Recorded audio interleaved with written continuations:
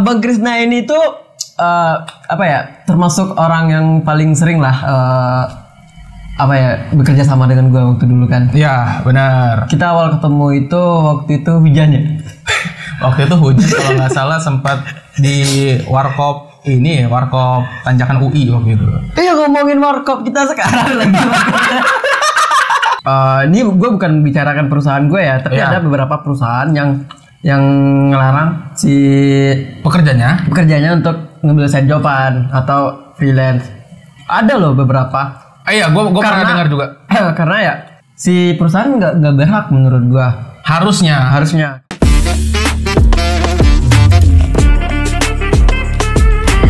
Assalamualaikum warahmatullahi wabarakatuh. Kembali lagi di konten OTW. Nih Bang. Aduh, udah jas ke meja. Jadi gimana Pak HRD? Gak tahu nih, saya berharap jadi bos loh. Kok dipanggil HRD antum? Kayak gini udah pengen jadi bos. Aduh, saya biru udah kayak OB di sini. Ini kenalin dulu, dia itu abang terbaik gua dulu di kantor yang lama. Gue kira abang terbaik. Setiap orang cowok datang sini, abang terbaik. Iya sih, kemarin si teman gue Jita juga bilang teman terbaik gua.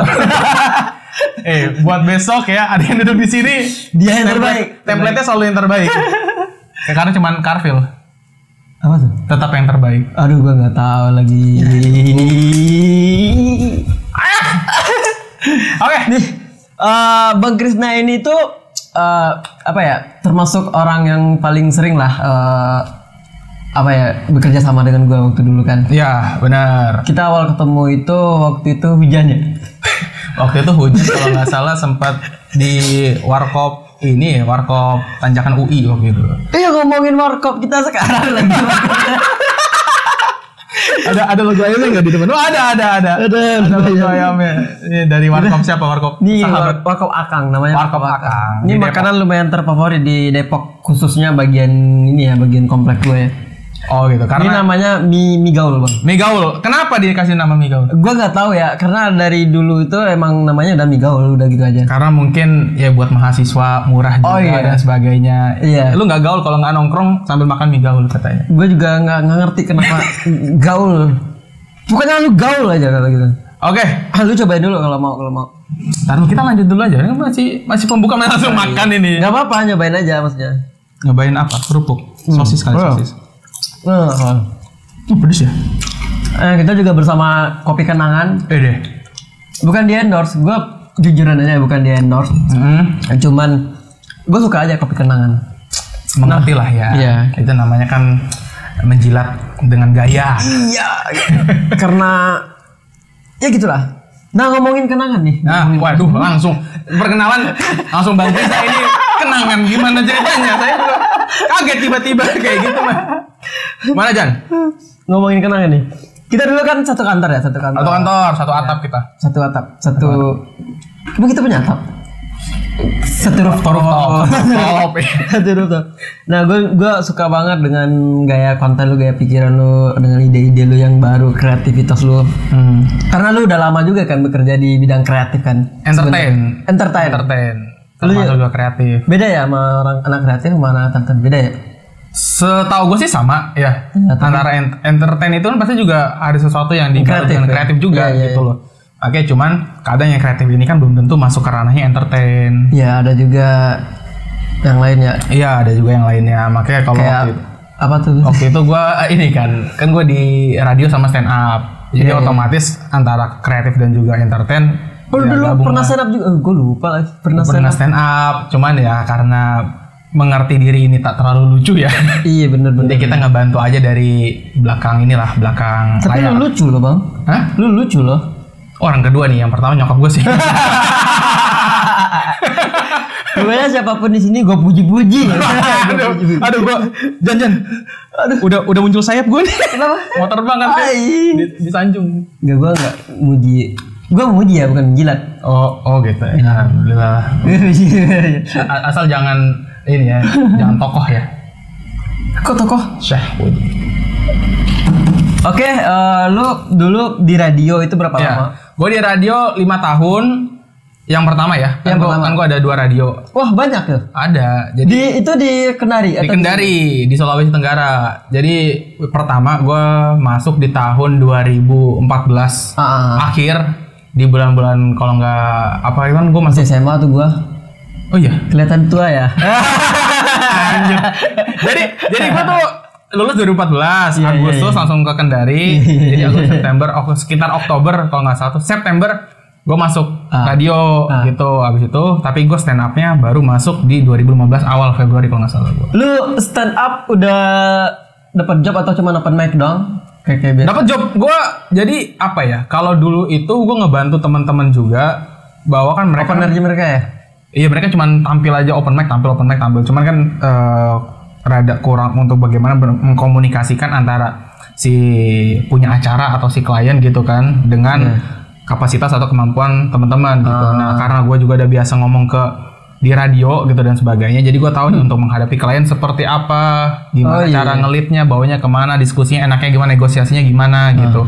Karena kan pasti kadang-kadang yang teman-teman tuh ya gini, ya nggak bisa di-up lagi kan, nggak enak ya ngomongnya. Nah, cuman kan akhirnya gue tahu gimana cara ngejual upselling teman-teman juga dengan kapasitasnya mereka. Tapi apa ya? Lebih ke ini lu ya, manajer lu ya. Enggak, gue MLM aja. Tarik orang. Gue udah cocok nih. Coba nih, dahsyat. Siapa lagi sukses? Saya ya gitulah. Kebetulan waktu itu basecamp kita anak stand up depannya tempat MLM soalnya. Seriusan? Kalau pagi-pagi tuh udah bunyi. Ini cerita. Seriusan, gue nggak bohong.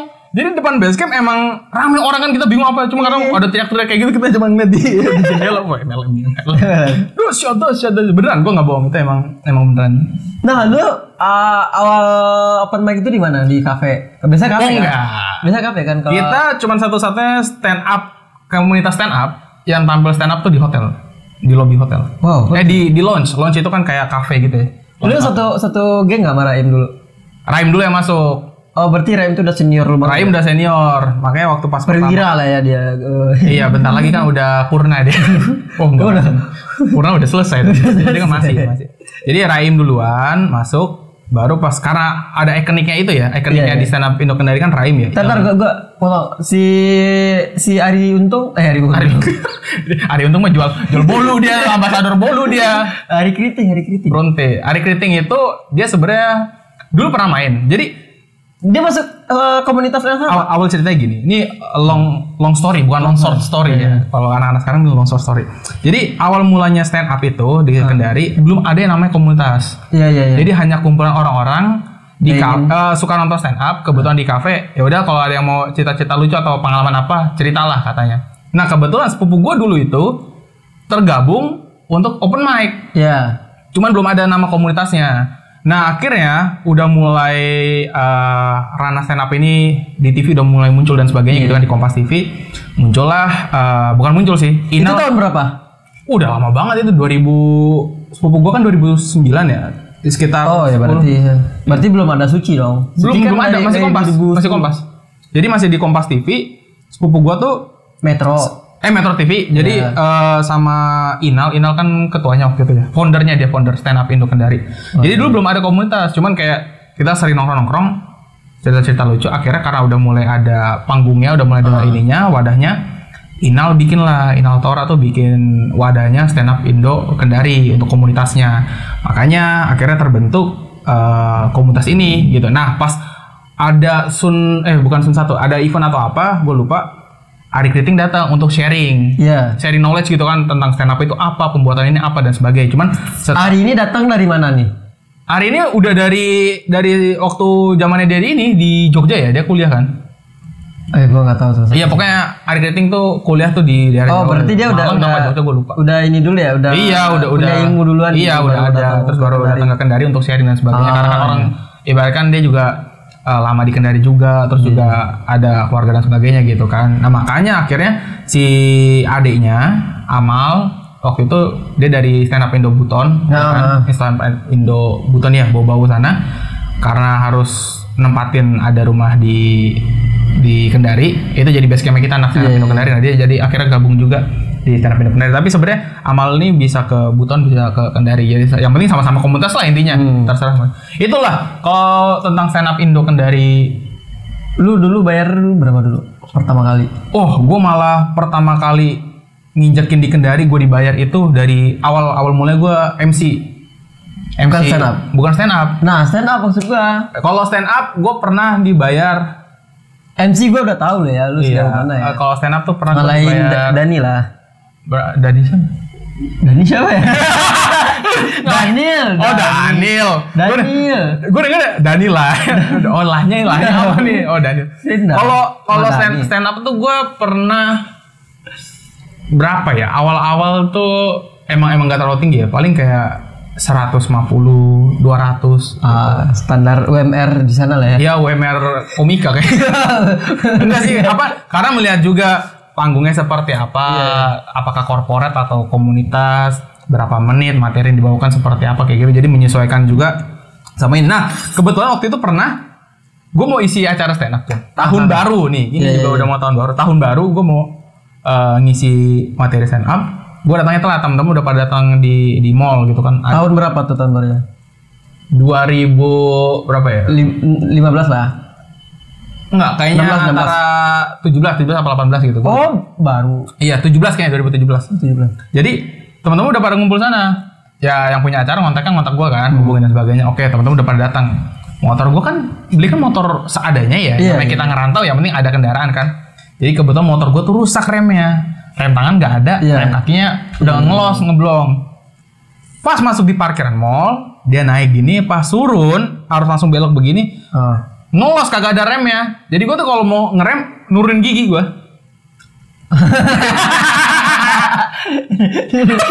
Oh gitu cara nurunin gigi. Nurunin gigi gitu. Kalau naik gigi naik. Masih lucu. Jadi gue nurunin gigi biar gitu kan. Engine brake.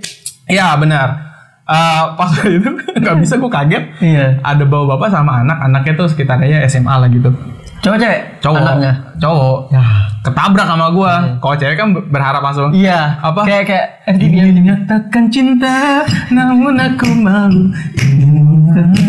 FTV banget. Jadi ketabrak tuh, jrok, masuk di tengah-tengah. Gue panik naik motor. Apa sih yang masuk kepalanya? Bukan di sela-sela kaki. Dia habis belanja dari Matahari. Dia habis belanja dari Matahari buat enteng. Lagi panas-panasnya tuh ya berarti ya? Iya, enggak. Malam tahun baru. Kan Matahari. Iya, jalan. Yang penting menurun.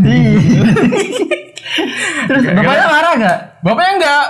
Dia udah panas dia. Matahari. Udah panas tuh. Masuk dia. Udah mau nampol gua. Iya. Banyak orang yang ngeliatin kan. Ada apa nih? Ya ada apa nih, gue bilang. Apaan tuh? Tuh? Udah pas ketabrak banyak rame-rame atau apa, datang security itu. Kenapa nih katanya? Bapaknya ini tuh ikut-ikut kan begini kan. Apaan tuh katanya? Security datang. Apaan tuh katanya? Ya gitu. Kenapa nih? Gue bilang, ini Pak, apa nggak sengaja saya pas lagi turunan nabrak gitu kan. Saya juga nggak ada rem, gue tunjukin gitu kan. Ya mohon maaf aja Pak kalau salah. Kan kalau salah ya jujur aja salah gitu. Kadang orang kan tidak bisa menerima itu biasa tuh di jalanan. Iya, jadi pada saat ini udah mau dibawa ke mana di RSCM. Jauh banget. Gue di Kendari mau ke RSCM gimana? Terbang dia. Anjir. Jadi guanya yang mau dibawa ke pos security-nya. Gue bilang, Pak saya mau ada job stand up di sini, saya mau tampil. Gue bilang gitu kan. Untuk tahun baru jam segini. Nah, sekarang saya buru-buru mau masuk ke dalam. Saya mohon maaf aja nih Pak gitu. Saya nggak ada duit, nggak ada apa. Kalau saya punya duit, saya di sini. Saya dari Jakarta, gue tunjukin KTP. Saya dari Jakarta ke sini saya kuliah gitu kan ke Kendari. Kalau memang saya dari orang berada, ada duit dan sebagainya, saya kasih. Saya kasih dan kalau saya maksudnya ganti rugi ya atau kesalahan dan sebagainya harus ke rumah sakit atau apa. Tapi saya kan memang nggak ada.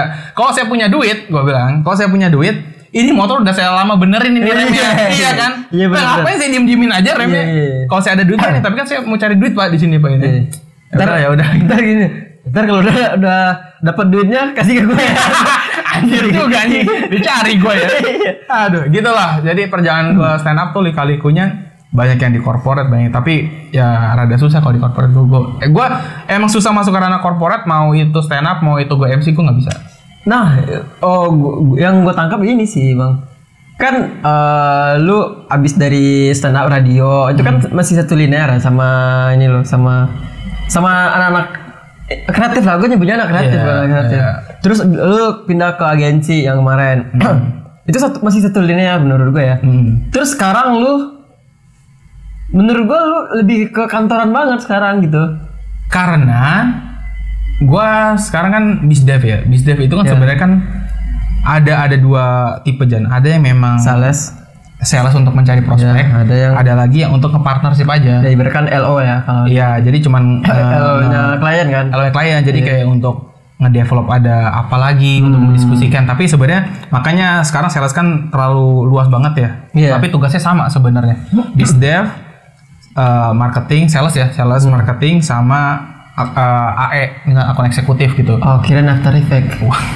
Sorry anak editor kan gitu. Anak editor memang. Jadi itu hampir sama Jan. Sebenarnya tugasnya hampir sama. Kadang ya ini ya sama aja gitu kerjanya, nggak terlalu pusing di mana-mana. Cuman kalau gue memang kenapa sales banget kerjanya, kalau nggak di kantor sebenarnya ya keluar cuma nyari prospek aja, udah gitu aja kerjaan gue. Tapi sebenarnya yang gue kerja di tempat kreatif juga gitu loh. Itu perusahaan sekarang kayak gimana sih? Lebih ke kalau gue kan lebih ke manajemen artis ya. Lu lebih ke klien-klien korporat juga? Iya, ada klien korporat, UMKM. Jadi ranah skupnya kan ada yang UMKM, enterprise sama big gitu. Cuman kebanyakan karena ranah big ini kan big itu seperti apa, kayak big itu ya Kompas, BUMN dan sebagainya gitu loh, ranah-ranah pemerintahan dan sebagainya itu kan yang gede-gede ya. Astra, Honda dan sebagainya itu. AstraZeneca juga. Nah, gitu. Gitu. Jadi apa namanya itu yang big lah. Kalau enterprise ya bisnis-bisnis yang menengah yang kelihatannya udah bukan UMKM lagi, juga menuju lebih besar gitu. Kalau UMKM ya yang kita lihat banyak kebanyakan gitu kan, mereka mau ke ranah digital tapi kadang budget masih belum ada. Iya, kadang mungkin skill yang ini ya. Iya, knowledge. Jadi sesuai dengan tulisan gue yang pernah gue komen. Gue nggak baca lagi yang mana. Nggak, jadi gue ngeliat ada tulisan orang gitu. Gue ngeliat ada tulisan orang dan gue setuju. Dia lu kopas tulisan orangnya, lu jadiin. Enggak, gue komen. Gue setuju. Gue bilang bahwa dia ditanya bagaimana menanggapi sesuatu hal untuk era sekarang ini di dunia digital gitu. Iya. Jadi menurut dia ada 3 hal. Yang pertama adalah knowledge. Yang kedua itu pokoknya yang ketiga tuh budget gitu. Nah, kenapa 3 ini penting? Karena tugas gue sekarang adalah di satu sisi gue nyari prospek klien, di satu sisi gue juga mengedukasi. Karena banyak mereka yang belum tahu, yang knowledge-nya belum terpenuhi. Iya, ada yang udah tahu knowledge-nya, dia tahu nih, istilah-istilah dalam digital dan sebagainya, tapi dia nggak tahu untuk sistem kerja seperti apa, ini seperti apa gitu. Nah itu makanya kan kadang harus dijelaskan juga, harus diedukasi. Diluruskan. Iya, ada juga yang memang mereka udah paham ini itu, tapi budgetnya nggak ada. Lu kasih budgetnya? Ya nggak perlu kasih budgetnya. Kirain kan gue nggak tahu ya. Siapa tahu lo udah kaya gitu. BPJS gue kasih. Jadi itu kadang tugasnya sales sebenarnya ini juga mungkin pengetahuan juga. Gue juga dapat ilmu juga dari sharing-sharing juga, ngobrol gitu kan. Jadi sebenarnya kalau sales itu ini lu bisa sharing ke pimpinan lu atau teman-teman sales tuh ya. Sales itu adalah tugasnya memang mencari klien, dia berjualan. Tapi di satu sisi adalah yang lu paham harus product knowledge lu, dan lu harus mengedukasi klien lu, customer lu. Itu yang paling penting gitu. Jadi kalau memang dia bisa deal sama lu, dia bisa closing sama lu, itu adalah bonus sebenarnya. Terus misal gua bantah ya, misalkan lu udah ngedukasi si klien lu, mereka jadi tahu kan? Iya. Jadinya dia nggak butuh lu kan jadinya. Tapi setengahnya udah ada top of mind. Gue pernah belajar, gue pernah tahu ini dari dia. Oh gitu. Iya dong. Kayak misalkan gue tiba-tiba melalang buana kemana, terus pas gue ketemu siapa, gue cerita, gue pernah ngobrol sama lu. Gue pernah dapat ilmu dari lu gitu kan. Iya, gini maksud gue nggak tahu ya di bidang apa ya. Iya.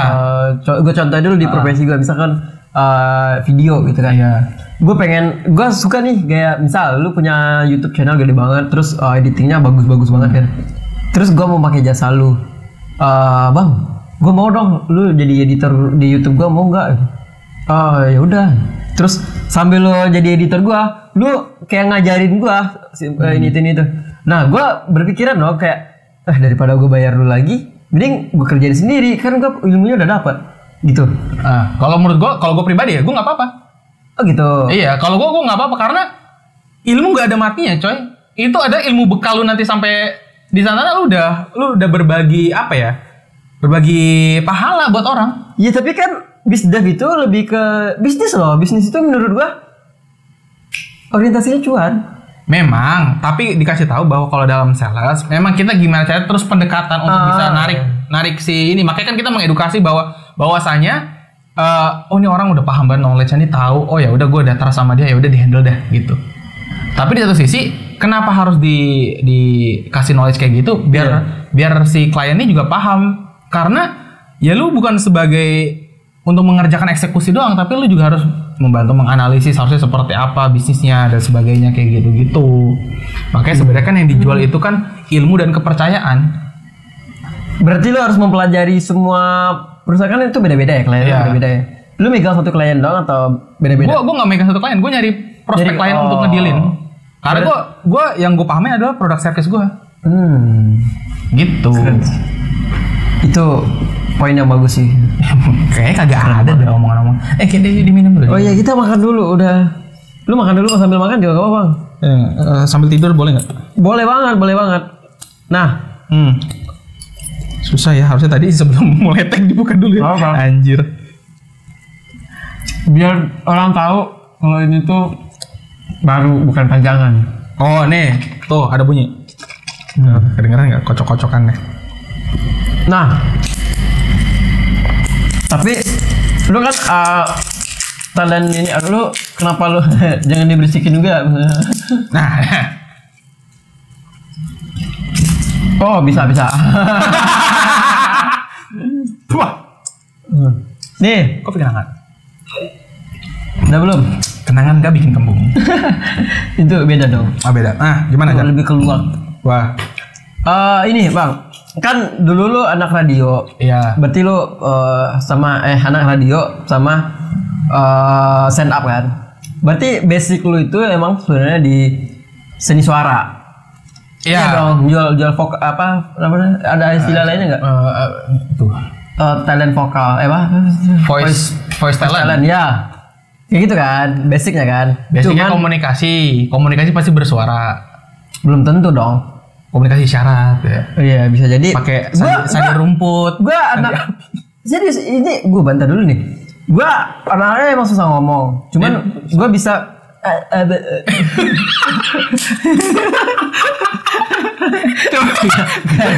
Coba baca braille dulu, baca braille. Beda dong itu mah yang lain. Ya kan ya makanya talent lu yang lain kan juga bisa itu baca braille kan. Nah gitu maksud gue karena gue emang gue gak tau ya, dia emang susah ngomong, basic gue emang agak susah ngomong menurut gue. Cuman gue bisa menyampaikan informasi itu dengan visual, atau desain itu, kan sebuah komunikasi. Iya komunikasi bisa. Bukan tentang ini doang. Nah, lu itu kan lebih menonjolkan suara, sedangkan sekarang lu itu lebih ke tetap ngomong sih, cuman kan enggak. Cuman kan kalian enggak lihat suara lu bagus atau enggak.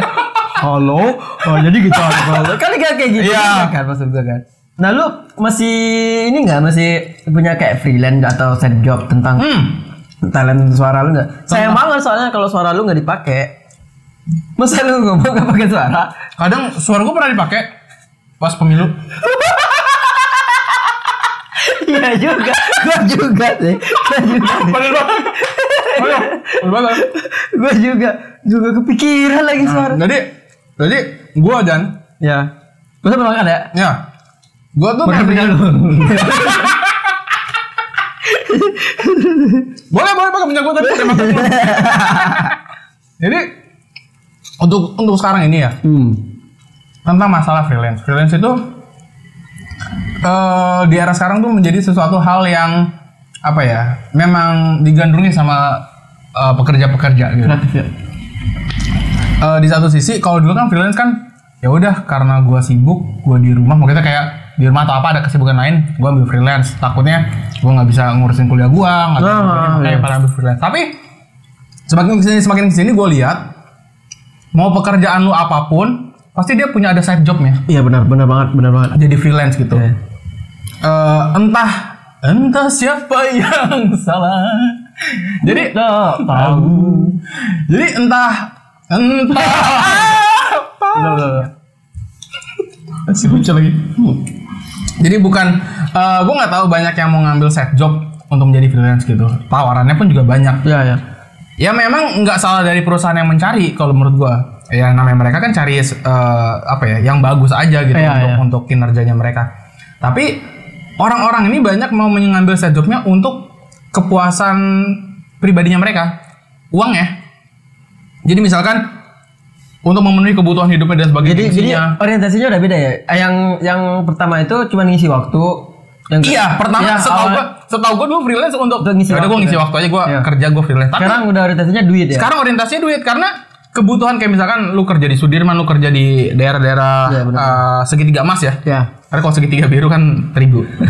Di segitiga emas itu pasti kebutuhan lu kayak merasa kurang, apapun itu merasa kurang. Iya benar-benar. Jadi dengan cara memenuhi kebutuhannya, mereka mencari side job atau freelance.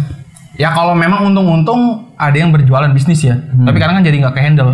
Iya benar. Karena ya gue udah capek ini, makanya mereka mengambil freelance untuk ya udah di hari-hari kosong gue atau apa gue kerjain gitu untuk ngejar itu. Tapi ya yang itu benar banget sih. Jujur gue juga kadang freelance gue lebih gede daripada gaji utama gue. Nah banyak yang kayak gitu kan. Kadang cuman gue nggak harus nyari bangan juga apa di sini nggak gitu juga gue. Iya. Cuman karena lu kan bisa jadi lu bisa freelance putus. Iya kemarin continue gue. Nggak maksudnya lu mengerjakan by project gitu. Iya tahu gue. Kemarin gue proyekannya continue. Putus itu? Akhirnya putus. Enggak diomongin baik-baik dulu. Enggak bisa diomongin baik-baik. Akhirnya putus gitu aja. Terus gitu-gitu doang freelance gua. Kalau yang sekali putus kan biasanya gede ya? Iya. Sekali ini ada yang 300 juta. Gede banget. Gua juga mau. Begitu aja bagi-bagi. Kan itu gede banget ya. Cuman enggak kayak gitu juga gua. Nah, awalnya gua cuman dapat freelance itu buat fun, buat portofolio. Karena kalau misalkan ngandelin portofolio di kantor doang, itu menurut gue kurang. Dan pengetahuan gue cuma tetap doang ya. Iya benar. Kalau gue freelance, gue bakal cari relasi baru, gue bakal cari jaringan baru, gue bakal mempelajari gaya desain atau gaya video yang baru, kayak gitu. Benar. Nah, tapi karena penghasilan gue itu lebih dari gaji pokok gue jadi kayak mindset gue berubah lagi. Kayak gue harus cari lagi deh yang kayak gitu. Jadi kayak menurut gue salah. Itu sama halnya dengan kayak lu ngonten, lu bisnis, lu apa lagi ya? Ya tapi orientasi lu cari cuma cuan. Iya, jangan langsung cuan menurut gue ya. Cuan itu kayak bonus aja. Makanya sekarang tuh apapun kan dikerjakan. Iya. Ya kan? Ya bukan cuma yang kerja di ranah-ranah Sudirman dan sebagainya, pekerjaannya apa, tapi memang kenapa harus Sudirman gitu? Segitiga emas di situ Pak, Kuningan, Sudirman, SCBD. Kan gue di luar itu juga bisa dapat duit dari luar itu. Bukan maksudnya pekerja kantor, orang kan mikirnya kan mindsetnya, oh pokoknya gue di Sudirman, gue di Kuningan, gitu loh. Iya. Padahal kan di luar itu ya bisa aja lebih besar kan. Nah, kebutuhan hidup, gaya hidup dan sebagainya itu menjadi harus dipenuhi banget. Gue nggak tahu kadang mereka udah men-split itu ya, mereka udah menyisihkan ini, tapi kayak merasa masih kurang. Iya benar. Karena gaya hidupnya dia tuh selalu bertambah lagi. Nah makanya ada MLM di sini. Jadi membantu Anda untuk menghasilkan 50 juta per bulan. Tapi dengan modal 200 juta. Anjing, mana dah? Minus. Oh, deposit 200 juta. Pendapatan setiap bulan 50 juta. Join di Pura Life. Apa sih aja? Apa? Enggak tahu gue juga. Nah, itu kan dari sisi kita. Kita sebagai pelaku freelance atau side joban gitu kan. Kita pintar-pintar ngatur waktu aja kan. Benar. Nah, waktu tenaga sama apalagi stres. Terus itu kan kuasanya dari kita ya. Ada momen di mana kuasanya itu nggak dari kita, dari pihak perusahaan. Oh ya, ada. Nah, menurut lo ini gue bukan bicarakan perusahaan gue ya, tapi ada beberapa perusahaan yang ngelarang si pekerjanya untuk ngambil side joban atau freelance. Ada loh beberapa. Iya, gue pernah dengar juga. Karena ya kalau dari sisi kita, sebagai orang pengamat, si perusahaan nggak berhak menurut gua. Harusnya. Karena apa? Karena ya lu cuman bayar dia segitu. Gimana cara dia? Harusnya dikasih lebih lah, apa gitu. Kecuali lu bayarnya 20 juta per bulan, baru lu marahin. Depositnya 200 juta. MLM lagi. Tapi kalau lu cuma ngasih UMR, maka perusahaan lu ngelarang saya jawaban sama karyawan lu kayak nggak boleh lah. Tega banget gitu. Kalau dari sisi pengamat, nah dari sisi pengamat gue di bidang si freelance juga, masa lu ngambil jawaban dari luar, kan lu itu udah dibayar, waktu lu udah dibayar, misalkan dari jam 6 sampai jam 4 itu waktu lu udah dibayar. Jam 6 sampai jam 4 berapa jam? Jam 8 sampai jam 4. Iya, jam 8 sampai jam 4 itu waktu lu udah dibayar, dan lu nggak boleh lagi ngambil yang lain di jam itu. Harusnya di weekend. Ya, mungkin weekend atau di malam hari. Gitu. Bagaimana pendapat Anda tentang keterusan kasus Sambo ini? Jadi kalau kenapa kan Sambo anjir? Ibu Putri Chandrawati ada laser di jidat. Anjir, iya. Padahal tertutup. Nah, gimana dulu tentang perusahaan yang ini? Kalau menurut gua Jan, kalau dari sisi perusahaan, kuasa memang ada di perusahaan. Apapun itu, kan lu sebagai pekerja harus menuruti sebenarnya. Dia tuh nggak ada kuasa harus mengerti karyawan. Lah harusnya karyawan yang mengerti perusahaan, karena as a business gitu loh. Lu butuh uang, ya lu ngikutin pimpinan lu. Maksudnya ikutin bisnisnya gitu ya, perusahaannya. Bukan dari as a personal siapa bos lu atau apa. Bos lu salah, bos lu marah-marah atau apa, ya udah itu lu kan personal aja gitu, bukan dengan dari segi perusahaannya. Tapi kalau dari sisi si side jobnya, si freelancernya, menurut gua sih sah-sah aja lu mau ngambil untuk cari uang tambahan, nggak apa-apa gitu. Tapi jangan di jam kerja lu gitu loh. Memang benar kalau misalkan mau ya di after itu, dan lu mengerjakannya bener-bener ya lu kerjain, lu selesaikan, lu tuntaskan, karena lu udah ambil tanggung jawab itu juga. Jujur gua kalau mau ngambil side job, gue berani aja. Enggak. Iya, gue berani, tapi gue mikir Jan, karena pertama kadang udah ada stres untuk di tempat kerja sebelumnya. Kadang lu jadi nggak fokus untuk kerja berikutnya. Oh iya, benar-benar. Iya, apalagi apalagi yang cross job. Itu kayak gimana tuh cross job? Yang sering kita dengar kan ada blow. Gue nggak tahu. Jadi pengetahuan gue kurang banget. Blow job itu lu kalau ada yang panas atau membersihkan, lu meniup. Bapak cross job? Biasanya ada juga tuh yang pakai tangan. Ada ya? Ada. Yang membersihkan kan emang hand job, hand wash, tukang-tukang yang bersih-bersih gitu. Nah, kalau untuk orang yang dari segi side job ya lu nggak apa-apa ngambil itu, tapi lu harus kerjakan itu di afternya itu gitu. Dan yang tadi gue bilang, gue emang kenapa nggak ngambil, karena pertama lu ngerasa nggak sanggup. Iya, gue ngerasa takutnya nggak sanggup. Karena beban tanggung jawab yang lu ambil. Lu harus megang tanggung jawab kerjaan lu yang lu tempat lu sekarang, tapi lu juga harus ada tanggung jawab freelance lu kan. Mau nggak mau lu disalahkan, ya memang itu udah bagian dari kerjaan lu gitu loh. Lu jangan merasa ini, aduh gue pusing ya, lu yang ngambil, lu butuh uang. Nah, gue dulu kan gue belum berani ngambil side job loh. Waktu di kantor yang lama, waktu kantor kita dulu kan. Perasaan lu udah ngambil side job ya? Beberapa, itu paling desain apa namanya, ucapan wisuda kan? Iya, ucapan ya kayak gitu apa sih? Ya gitu, yang frame-frame kayak gitu kan. Cuman itu kan cuman kalangan mahasiswa, belum berani yang pakai invoice dulu. Gue nggak ngerti invoice dulu bang. Sekarang udah. Gue belajar invoice dari KDP. Dari ini invoice dulu MC. Oh iya. Itu yang gue bikin. Nah terus kan, nanti gue cerita juga kenapa gue bikin invoice. Terus kan, waktu gue berhenti bekerja, kan gue pulang kampung kan. Kesini kan ingin bertahan hidup kan. Gue cari-cari tuh, baik itu full time ataupun ini. Ketemulah sama Babang Raim kita. Nah terus di situ gue ini mempelajari rules side job tuh kayak gimana. Akhirnya ternyata gini doang produksi. Ternyata kalau misalkan ngambil editor doang kayak gini gitu kan. Berani tuh gue ngambil freelance dan gue bisa hidup freelance full satu bulan full. Terus gue terima kerja kan di sini. Tapi si freelance gue itu masih lanjut sama gue, ngerti nggak? Iya. Masih lanjut kan. Dan gue nggak berani dong. Gue udah kerja, gue nggak butuh lagi, nggak mungkin dong. Jadi gue kayak, oh ya udah, dia masih butuh gue masih butuh dia, kita lanjut.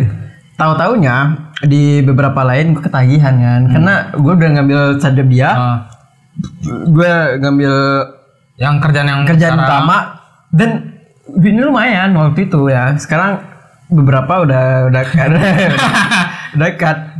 Nah, ya, itu kenapa gue pakai invoice? Karena gue kehilangan klien gara-gara itu. harus apapun itu kalau menurut gue sih, kalau dari teman ya, dari teman kan udah menjaga relasi dan sebagainya. Ya lu sadar diri aja, lu butuh gue ya gue juga butuh dibayar gitu intinya. Tapi kalau memang ada di luar itu, tapi misal gini. Nggak, ini bukan RM ya maksud gue ya. Iya tahu gue. Misalkan dari korporat. Iya gue ngerti. Jadi misalnya gini, kayak gue ada panggilan dari korporat, tapi misalnya kayak dari lu nih. Iya. Bang, ini ada job untuk ini bla bla bla. Tapi maksudnya ini masih berarti kan lu butuh vendor. Gue kan as a vendor kan. Iya. Nanti kan yang bayar adalah kan lu yang bayar gue. Iya, bukan si perusahaan. Bukan perusahaan kan. Ya, nah itu kan berarti kan ya udah gue nggak perlu invoice nih, gue bikin ke lu gitu. Tapi kalau memang tetap ada invoice dong. Itu memang harusnya tetap ada. Iya kan. Nah, karena itu sebagai bukti aja. Nah itu gue waktu itu udah gue bikin kan. Udah kerjaan gue udah selesai nih sama dia nih. Dia udah ada tetap tagihan, terus udah dibayar, dia minta invoice. Padahal dia udah dibayar, dia minta invoice. Iya, karena apa? Karena dia laporan dia ke pajak. Nah, gua nggak bisa, gua belum ngerti bikin apanya. Iya, belum ngerti gua bikin invoice. Akhirnya gua tanya ke Depi. Dan itu last order dia sama gua. Anjir, gara-gara invoice doang ini. Jadi last order. Akhirnya gua, oh ya udah, next gua ternyata harus pakai invoice. Nah, itu harus nanti kalau misalnya gini Jan. Nah, lu kan as a personal. Gua nggak tahu nih kalau as a PT kayak vendor gitu, memang ada PPN yang dikenakan untuk invoice. Itu kayaknya nggak ada, maksudnya ini juga NPWP gua dipakai. Iya. Kalau misalkan NPWP pasti harus kena pajak. Ibaratnya kayak kita belanja nih belanja. Kan nggak di endorse nih, kita kan beli nih. Ini kan pasti kena PPN kita. Ya. Tanpa disadari kita cuma tinggal bayar doang kan. Ya. Tapi kalau misalkan lu minta terus kayak tanpa ada PPN, ya lu sama aja kayak nggak ada tambahan jasa untuk punya lu gitu kan. Tapi karena itu kan harus dibayarkan pajak kan yang dipakai kan NPWP lu kan. Itu dia juga harus ada record melaporkan invoice lu yang udah dibayarkan, harus jelas uang ini lu keluarnya kemana. Makanya dia butuh invoice itu. Sejauh ini sih. Terus nanti kalau kita Evin, pendapatan kita jadi nambah nggak gitu? Evin? Apa sih? Yang kita lapor? Hah? Pokoknya kita kena pajak juga berarti? Kita melapor doang. Kalau misalkan kok kita jadi bahas pajak? Kan ini mau anak kita ya? Iya. Depi nih. Depi di sini. Untuk biar lebih enak, harus ada invoice. Karena udah jelas juga pajaknya. Yang kedua, biar enak, bikin MOU. Ya, MOU penting sih. MOU. Karena apa? Karena itu harus jelas di situ. Itu kalau continue menurut gua ya. Enggak, tapi harus jelas Jan, karena untuk penagihan dan sebagainya, keterlambatan penagihan itu harus bisa kena charge juga. Oh gitu, gua nggak seprofesional itu sih. Karena gini, karena itu paling ngamar korporat doang kan. Tapi ini gua bukan. Iya, kalau misalnya gua sama lu personal ngapain gitu pakai? Iya, pakai MOU gitu maksud gua. Karena pentingnya apa? Kalau korporat kan kadang kan keluar uangnya juga untuk pencairan rada lama. Ya. Dan itu bisa aja menjadi alasan kan. Kita nggak tahu. Sedangkan kan kita jasa kita harus dibayar.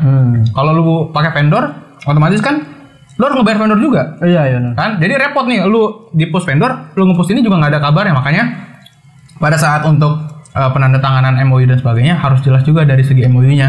Kayak misalkan keterlambatan untuk pelunasan atau apa, itu bisa dikenakan charge. Kenapa? Ya karena ya harus paham juga lah kan jasa ya. Iya. Beda kayak lu menjual produk, kalau menjual produk ya jelas harganya berapa, modalnya berapa. Iya kan, maksudnya lu beli, lu tinggal udah terima gitu. Kalau jasa kan ada tenaga yang harus dibayar.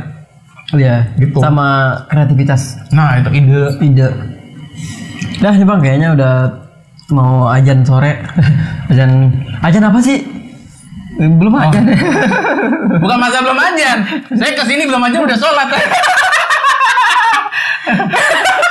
Gue datang sini, Jan, ayo bang mau ngatain. Gue sholat dulu. Gue nggak tuh udah jam 11-an kan. Di rakaat ketiga aku mulai khawatir. 11 lewat berapa ya? Gue ngeliat jam. Bisa-bisanya. Gue ngeliat jam sholat gue. Dinyalain dulu nggak lampunya tuh? Enggak. Jam 11. Kayaknya perasaan gue kalau duhur tuh jam 11.40-an gue di kantor kan 11.40. Terus sampai rakaat 3 dong? Gue selesaiin. Oh. Baru pas udah ini. Udah. Gue panggil lu. Jan kayak belum. Ya Allah semoga tadi sholat duha. Gue emang belum sholat kan waktu itu. Bisa ganti ini nggak? Ganti niat ya kalau selesai? Nggak tahu gue juga. Itu gue bukan pakarnya sih. Oh iya. Mari kita tanya dulu ke Habib Rizik. Jangan ya. Oke, waktu udah berlalu. Mungkin next time kita habis ini konten apa lagi gitu atau ada ide? Dari gue cukup, mungkin banyak banget udah insek lu banyak banget. Insek itu serangga insek. Insight lu ke audiens banyak banget itu kayak ilmu itu kayak nggak ada. Kayak transfer knowledge. Udah banyak banget. Nah, terakhir sebelum penutupan. Lu ada ini nggak sih kayak tips and trick dalam kehidupan atau dalam bekerja atau dalam apa gitu? Ada nggak? Kalau tips and trick dalam dunia kerja aja kali ya. Terserah dalam dunia ibadah juga nggak apa-apa. Jangan kan gue bukan pakar ya. Oh iya benar. Coba kita tanya Habib Rizik. Oh iya. Gue call back ke sana. Di dunia kerja, kalau menurut gue apa ya? Lu jangan merasa apapun yang lu kerjakan itu merasa terbebani. Fun ya. Jangan gini ya, lu tugas lu apa? Tapi pada saat ada disuruh apa, ya lu jangan langsung ini bukan kerjaan gue atau apa. Lu pelajarin aja dulu. Karena buat apa? Buat knowledge yang buat ilmu itu. Iya, karena itu yang gue pelajarin dari dulu. Meskipun jabatan apa, tapi pelajarin aja. Lu tahu tentang ini. Karena apa? Nextnya kita nggak ada yang tahu kan yang tadi gue bilang. Kayak misalkan hal yang sales kan transfer knowledge ya, product knowledge dan sebagainya. Kita nganalisis, kita ngebantu. Karena itu nanti ilmu-ilmu itu yang lu dapat, itu akan kembali ke lu. Iya benar. Jadi kayak misalnya lu videographer tapi lu belajar tentang yang lain, invoice, lu akhirnya bisa tahu tentang invoice dan sebagainya.